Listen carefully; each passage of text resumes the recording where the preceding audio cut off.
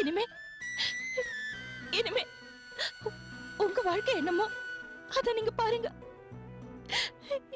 என் வாழ்க்கை என்னமோ அத நான் பாத்துக்கிறேன். Good bye.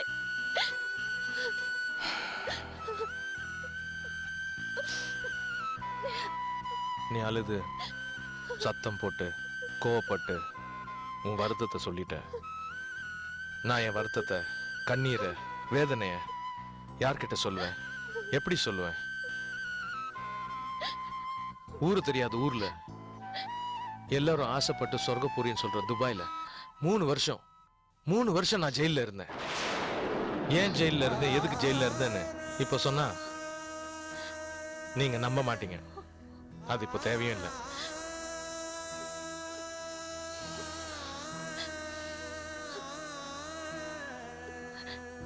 நான் ஜெயில இருந்த 3 வருஷம் நான் தினம் நினைச்சிட்டு இருந்த ஒரே உருவம் ரங்கநாயகி.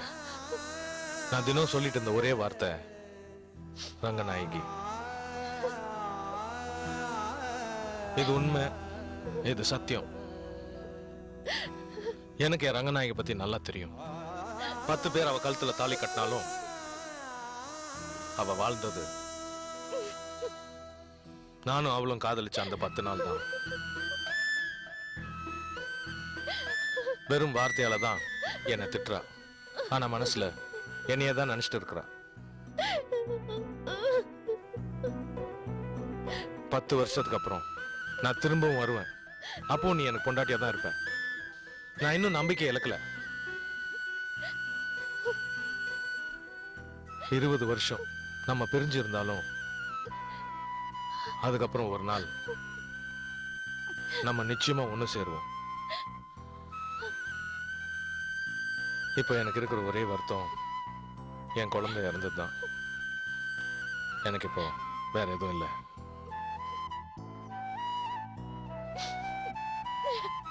நான் போறேன். ஆனா இந்த ஊர்ல தான் இருப்பேன். உன்னையே நினைச்சிட்டு இருப்பேன்.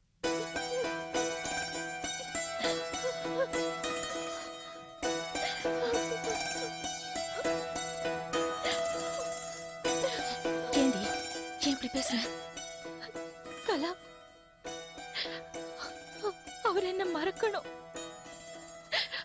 அவர் வாழ்க்கையை அவர் வாழணும். அவர் என்னையே நினைச்சிட்டு இருக்க கூடாது. அதனாலதான் அப்படி சத்தம் போட்டு பேசினேன். அவர் ஒரு உன்னதமான மனிதர்னு நிரூபிச்சிட்டாரு. அவர்கிட்ட ஏண்டி குழந்தை செத்து போச்சுன்னு சொன்னேன். அவரு வேற கல்யாணம் பண்ணிக்கிட்டு சந்தோஷமா இருக்கணும்னு தான் அப்படி சொன்னேன். இல்ல, உனக்கு 3 குழந்தைங்க இருக்கு. அவர் ஆம்பளை. அவர் இன்னொரு கல்யாணம் பண்ணிக்கிட்டு சந்தோஷமா இருப்பாரு. ஆனா எனக்கு யார் இருக்காங்க? ஒருவேளை குமார அவரை தூக்கிட்டு போயிட்டாருன்னா எனக்கு யார்டி இருப்பாங்க? நான் குமார் மேல உயிரே வச்சிருக்கேன். அவனை என்னால இழக்க முடியாதுடி. கண்டிப்பா அவனை என்னால இழக்க முடியாது. அதான் அப்படி சொன்ன. என் சுயநலம்டி, என் சுயநலம் தான்.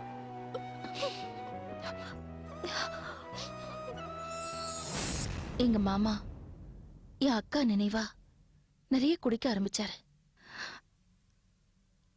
அந்த குழந்தைங்களும் என்னையே அம்மாவா நினைச்சு வளர ஆரம்பிச்சாங்க. திடீர்னு ஒரு நாள் எங்க மாமா இறந்து போயிட்டாரு.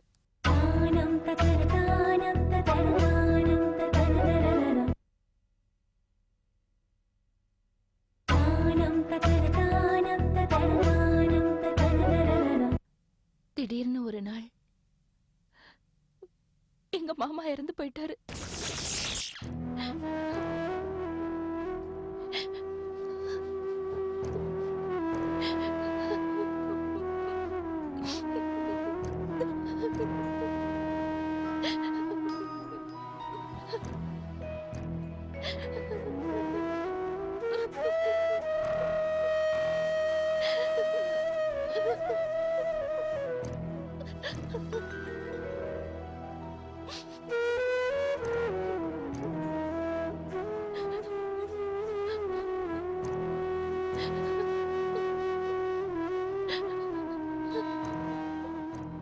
ரங்கநாயகி, தாலி கொடிய கழட்டி பால்ல போட்டுருமா, போட்டுருமா.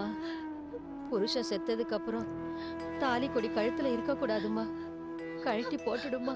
முடியாது, நான் தாலியை கழட்ட மாட்டேன், நான் கழட்ட மாட்டேன், என்னால முடியாது, நான் தாலியை கழட்ட மாட்டேன், கழட்ட மாட்டேன், கழட்ட மாட்டேன்னு சொன்னேன்.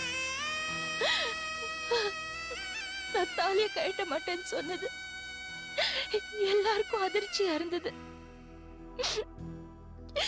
பத்ரி உயிரோட இருக்கும்போது என்னால எப்படி தாலியை கழட்ட முடியும்?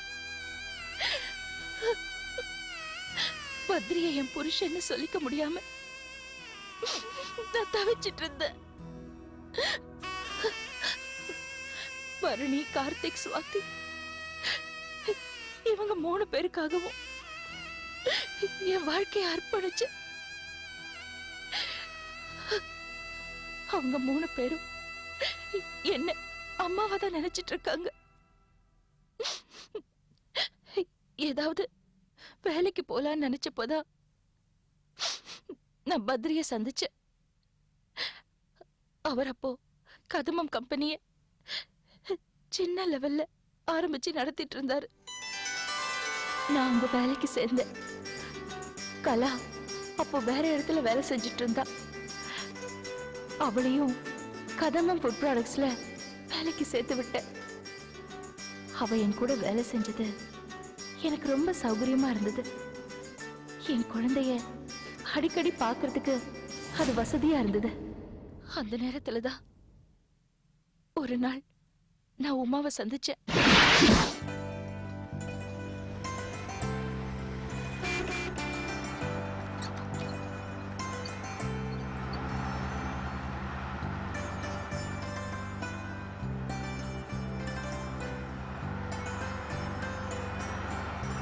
டிரைவர், வண்டியை நிறுத்துங்க.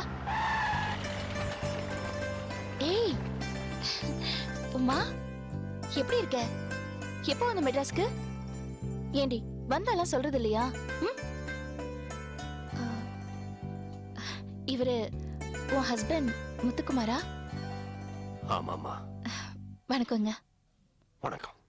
என் பேர் ரங்கநாயகி, உமாவோட ஃப்ரெண்ட். நான், உமா, கலா 3 பேரும் ஒன்னா ஸ்கூல்ல படிச்சோம். ரொம்ப திக் ஃப்ரெண்ட்ஸ் நாங்க. தெரியுங்க, உங்களை பத்தி நிறைய சொல்லிருக்கா. ஏண்டி சொல்லிருந்தா நாங்களாவது வந்து பாத்துருப்போம்ல உன்ன.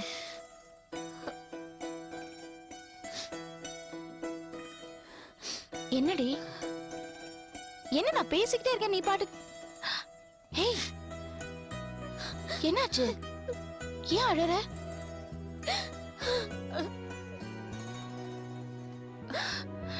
ஏய் என்னடி? நாங்க இப்ப ரொம்ப கஷ்டத்துல இருக்கோம் ரங்கா. இந்த நிலைமையில உன்னை வந்து பாக்கிறதுக்கு எனக்கு மனசு வரல. என்ன உமா, நாங்களாம் ஃப்ரெண்ட்ஸ் எதுக்கு இருக்கோம்? ஹெல்ப் பண்றதுக்கு தானே. சொல்லி இருந்தா நாங்களாவது வந்து பாத்துருப்போம்ல உன்னை. என்னாச்சு ரங்கா? எனக்கு ஏதாவது ஒரு சின்ன வேலை ஏற்பாடு பண்ணி தரியா? நாங்க எப்படியாவது பழிச்சு போட்டி. ஆமா ஆமா, அவளுக்கு ஏதாவது வேலை கிடைச்சா நாங்க எப்படியாவது பழிச்சுக்குவோமா. ஏன்னா நான் வேலை பார்த்த இடத்துல என் மேல திருட்டு பழி போட்டு என்ன வேலையில இருந்து தூக்கிட்டாங்கம்மா. அதனால நான் எங்க போனாலும் எனக்கு யாரும் வேலை கொடுக்க மாட்டேங்கிறாங்கம்மா. அதனால இவளுக்காவது வேலை கிடைச்சா நாங்க பொழைச்சுக்குவோமா. இல்லைன்னா நாங்க தற்கொலை பண்ணிக்கிறது தவிர வேற வழி இல்லம்மா. ஐயோ அப்படியெல்லாம் பேசாதீங்க. நானும் கலாவும் இப்போ கதம மசாலா கம்பெனில வேலை பாக்குறோம். நீ உடனே அங்க வாடி. நான் பத்ரி கிட்ட சொல்லி எப்படியாவது உனக்கு ஒரு வேலைக்கு ஏற்பாடு பண்ணி கொடுக்குறேன். வா வாங்க. ஏற்பாடு பண்ணீங்கன்னா ரொம்ப ஹெல்ப்ஃபுல்லா இருக்கும். வாங்க நீங்க. நீ உள்ள உட்காரு. நீங்க உட்காருங்க. நீங்களும் உட்காருங்க.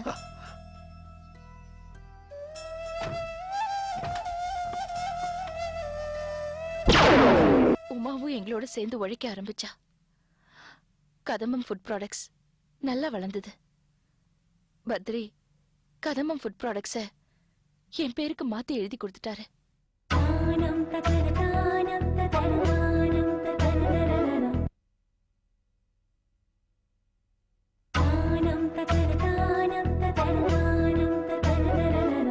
கதம்பம் ஃபுட் ப்ராடக்ட்ஸ் நல்லா வளர்ந்தது. பத்ரி கதம்பம் ஃபுட் ப்ராடக்ட்ஸை என் பேருக்கு மாத்தி எழுதி கொடுத்துட்டாரு. நம்ம கம்பெனிய பார்ட்னர்ஷிப் கம்பெனியா மாத்திடலாம்னு நினைக்கிறேன். நீங்க, நான், உமா, கலா 4 பேரும் சேர்ந்து இந்த கம்பெனிக்கு பார்ட்னர்ஸ் ஆயிடலாமே. அதெல்லாம் வேண்டாமா? அவங்களுக்கு தேவையான பணத்தை கொடுத்துருங்க. அவங்க கேட்கறதுக்கு முன்னாடியே கொடுத்துருங்க. இந்த பார்ட்னர்ஷிப், டீடு, அக்ரிமெண்ட் அதிலெல்லாம் கையெழுத்து போட்டுறாதீங்க. ஏன் நீங்க என்ன ஏமாத்துவீங்களா? இங்க பாருங்க, இந்த கம்பெனியை யார் தொடங்குனது? நீங்க தானே. நான் கஷ்டப்படுறதை நினைச்சு உங்க கம்பெனியை என்கிட்ட கொடுத்து நடத்த சொன்னீங்க. முதலாளி ஸ்தானத்துல இருந்து மேனேஜர் ஸ்தானத்துக்கு வந்திருக்கீங்க. அப்படிப்பட்ட நீங்களா என்ன ஏமாத்த போறீங்க? ரங்கா, உங்களுக்கு உலகத்தை பத்தி தெரியல. நான் சொல்றத கேளுங்க. வேண்டாம். இல்லங்க, நான் கலா, உமா, வாங்க வாங்க. உங்களை பத்தி தான் பேசிட்டு இருந்தேன். இது பாருங்க, உங்ககிட்ட நான் ஒரு முக்கியமான விஷயத்தை பத்தி பேசணும். இந்த விஷயத்தை பத்தி இப்ப பேச வேணாம். இல்லங்க, அத பத்தி இப்ப பேசினாதான் சரியா இருக்கும். இது பாருங்க, உங்க 2 பேர்கிட்டயும் ஒரு முக்கியமான விஷயத்தை பத்தி டிஸ்கஸ் பண்ணணும். அதுக்கு முன்னால நான் உனக்கு ஒரு முக்கியமான விஷயம் சொல்லணும். பத்ரி சார், நம்ம கம்பெனிக்கு ஒரு புது ஆர்டர் கிடைச்சிருக்கு. கோயம்புத்தூர் ஃபுல்லா நம்ம ப்ராடக்ட்ஸ் சப்ளை பண்றதுக்கு புதுசா ஏஜென்சி கிட்ட பேசி முடிவு பண்ணியாச்சு. 2 லட்சம் ரூபாய் அட்வான்ஸ் கூட கொடுத்துட்டாங்க. அப்படியா? என்னமா பேசினா தெரியுமா இவ? தாட் போட்டு இங்கிலீஷ்ல பேசி செக் வாங்கிட்டு வந்திருக்கா. குடி சீக்கிரம். இந்தா. பத்ரி சார், இங்க பாருங்க, இவங்க 2 பேரும் எவ்வளவு பெரிய வேலை பார்த்திருக்காங்க பாருங்க. இங்க பாருங்க, பத்ரி சார் ஒரு முடிவு பண்ணி வச்சிருக்காரு. என்ன தெரியுமா? நீ, நான், கலா, பத்ரி சார் நம்ம 4 பேருமே இனிமே இந்த கம்பெனில பார்ட்னர்ஸ். இது பாருங்க, நான் இதுல பார்ட்னர் இல்ல. எதுக்கு பார்ட்னர்ஷிப் எல்லாம்? எங்கேயோ 2000 ரூபாய்க்கு வேலை செஞ்சுட்டு இருந்த என்ன இங்க கூட்டிட்டு வந்து 5000 ரூபாய் கொடுத்துட்டு இருக்க. எனக்கு இதுவே போதும். பார்ட்னர்ஷிப் எல்லாம் வேண்டாம். ஆமா ரங்கா, நான் ரொம்ப கஷ்டத்துல இருக்கும்போது நீதான் கூட்டிட்டு வந்து எனக்கு வேலை கொடுத்த. இந்த கம்பெனி இந்த அளவுக்கு உயர்ந்திருக்குன்னா அது உன்னாலதான் ரங்கா. பார்ட்னர்ஷிப் எல்லாம் வேண்டாம் ரங்கா. நாங்க எப்பவும் போல வேலை செஞ்சுக்கிறோம், போதும். நீங்க என்ன சொன்னாலும் சரி, இனிமே இந்த கம்பெனில நம்ம 4 பேருமே பார்ட்னர்ஸ் தான். திரும்பவும் சொல்றேன், நான் பார்ட்னர் இல்ல. உங்க இஷ்டம், ஏதாவது பண்ணிக்கோங்க. சரி சார், சரி, ஓகே. நீங்க பார்ட்னர் இல்ல, இனிமே நாங்க 3 பேரும் பார்ட்னர்ஸ். அதுக்கு வேண்டிய டீடைலா முதல்ல ரெடி பண்ணுங்க. இல்ல ரங்கா, நான் சொல்றது கொஞ்சம் புரிஞ்சுக்கோ. இதெல்லாம் சரிப்பட்டு வராதுமா. அதெல்லாம் ஒண்ணு இல்ல, நான் பாத்துக்கிறேன்னு சொல்றேன். சும்மா பேசிட்டு இருக்காத. வா கலா. நான், கலா, உமா 3 பேரும் பார்ட்னர்ஸ் ஆனோம். எங்க கூட சேர்ந்து பத்ரியும் உழைக்க ஆரம்பிச்சாரு. எங்க உழைப்போட எங்க கூட வேலை செஞ்ச ஒர்க்கர்ஸோட உழைப்பும் சேர்ந்து சின்ன லெவல்ல இருந்த கதம்பம் மசாலா கம்பெனி பெரிய லெவல்ல கதம்பம் ஃபுட் ப்ராடக்ட்ஸா டெவலப் ஆச்சு.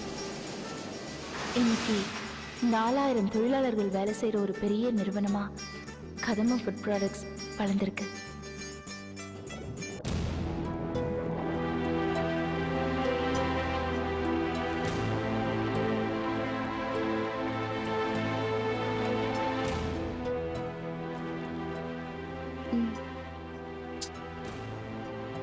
எனக்கு வேணாம். அம்மா கொடு.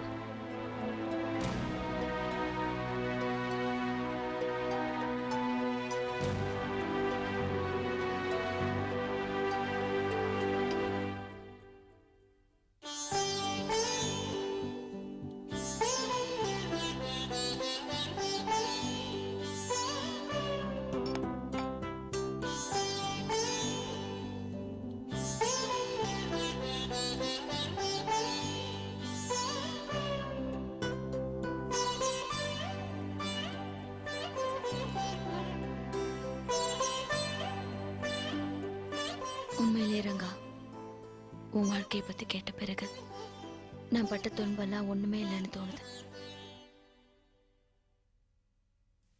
நீ வாழணும் ரங்கா. நீ பத்ரி சாரோட வாழணும். கூடிய சீக்கிரம் எல்லாருக்கும் உண்மையை சொல்லிட்டு நீ பத்ரி சாரோட சேர்ந்து வாழணும். வாழாமையே விதவியான சோகம் வேற எந்த பொண்ணுக்கும் வரக்கூடாது. சரி, உன் பையன் கலாக்கா கிட்ட தானே வளர்ந்துட்டு இருக்கான். அவன் போட்டோ ஏதாவது இருந்தா காட்டேன்.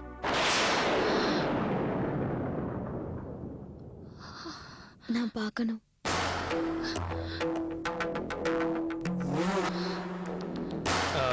அம்மா கிட்ட எந்த ஃபோட்டோவும் கிடையாது தீபா. ஏன்னா பரணி, கார்த்திக், சுவாதிக்கு இந்த விஷயம் தெரிஞ்சா பிரச்சனையாயிடும். அதனால தான் அம்மா இந்த விஷயத்த மறைச்சிட்டாங்க. இல்ல, இவங்க கிட்ட ஒரு சின்ன குழந்தை போட்டோ இருக்கு. அந்த ஃபோட்டோ சித்ரா பார்த்தாலாம் தீபா இவ்வளோ பெரிய பிரச்சனை. தீபா ப்ளீஸ், இனிமேல் இந்த ஃபோட்டோ பற்றி அம்மா கிட்ட எதுவும் பேசாத. நீ கொஞ்சம் சும்மா இருக்கியா? நான் ரங்கா கிட்டே கேட்டு வாங்கிக்கிறேன். ரங்கா, உன்கிட்ட உன் குழந்தையோட போட்டோ ஏதாவது இருக்கா? எனக்கு காட்ட, நான் பார்க்கணும். இல்ல, அவன் போட்டோ எதுவும் என்கிட்ட இல்ல. அப்போ கலாக்கா கிட்ட இருக்கோம்ல, நான் உங்ககிட்ட கேட்டு வாங்கிக்குவா. இல்ல தீபா, இல்ல. சுவாதிக்கு கல்யாணம் முடியற வரைக்கும் இந்த விஷயம் வெளியில யாருக்கும் தெரியக்கூடாதுன்னு நினைக்கிறேன். நீ வீட்டுல இல்லைங்கிறதுனாலதான் நான் கைலாஷ் கிட்ட என் வாழ்க்கைய பத்தி சொன்னேன். தீபா, சுவாதிக்கு கல்யாணம் முடியற வரைக்கும் இந்த விஷயத்த பத்தி நீ யார்கிட்டயும் பேசக்கூடாது. பத்ரி கிட்டயோ இல்ல கலா கிட்டயோ இத பத்தி நீ எதுவும் விசாரிக்க கூடாது. விசாரிக்க மாட்டேன்னு எனக்கு சத்தியம் பண்ணி கொடு. சத்தியம் பண்ணு. விசாரிக்க மாட்டேன்னு சத்தியம் பண்ணு.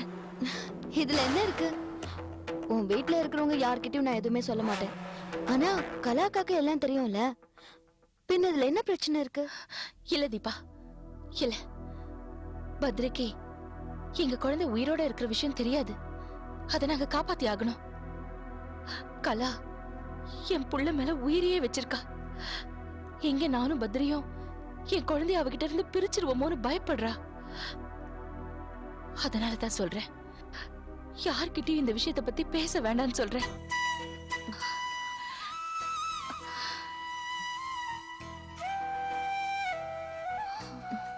சரி,